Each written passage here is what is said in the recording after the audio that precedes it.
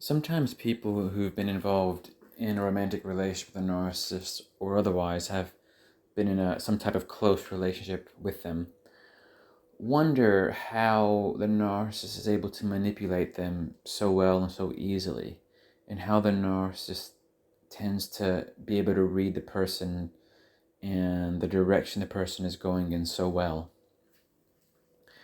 So I'm just going to focus on a couple of aspects around the narcissist being able to understand the person they're dealing with and how they kind of use that to their own advantage.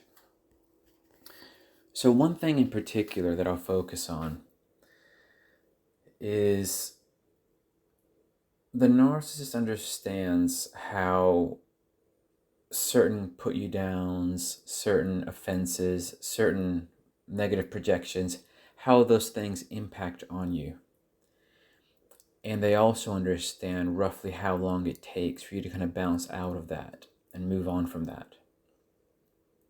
Just to give you an example, if the narcissist knows that by saying or doing something to put you properly down, to make you feel kind of properly insecure, if they know that on average it takes about a week for you to fully bounce out of that, what they'll do is, about every 6 days or so, they'll say or do something of just the right magnitude to put you back down before you fully recovered, such that you're always under the negative influence of whatever they're doing.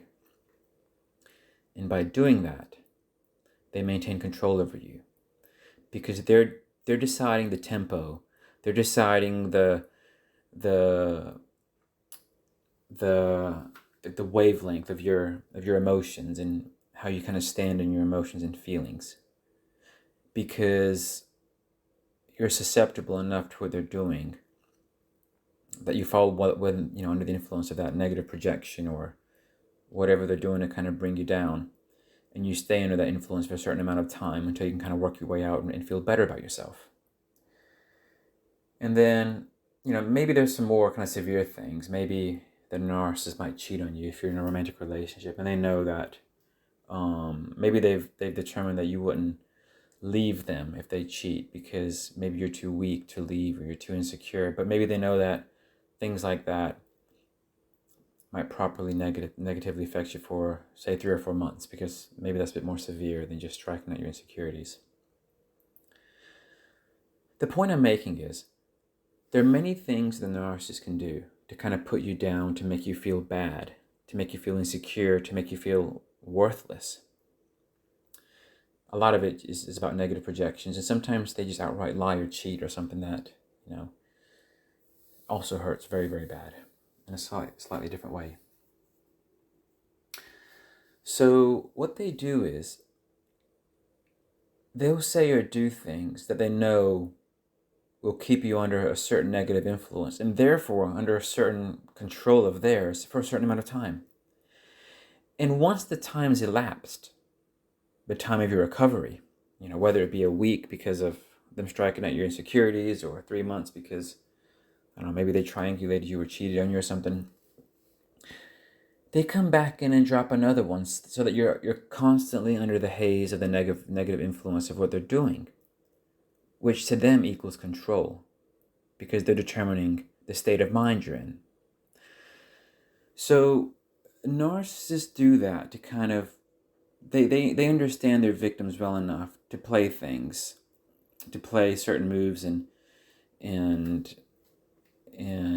spoken words, whatever it may be, to constantly keep you under a certain control.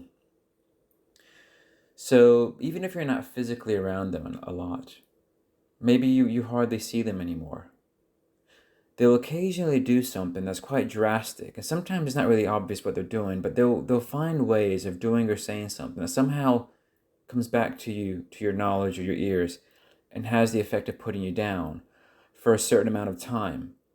And then just when you're about to recover, they can feel, because they know you well enough and know how you react to certain things they do, they'll come and drop another bomb to kind of bring you down.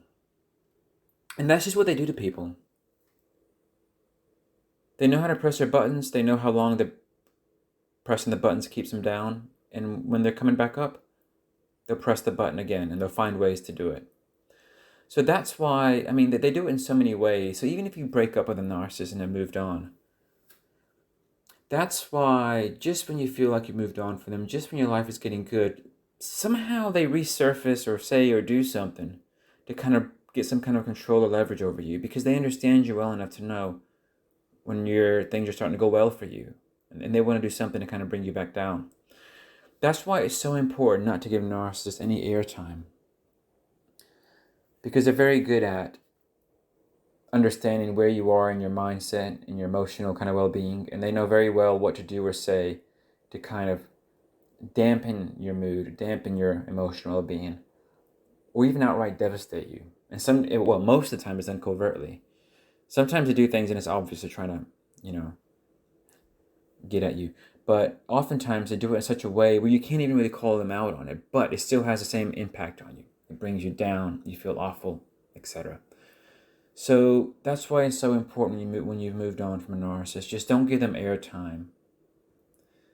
If you must interact with them, keep it very dry, be as boring as you can.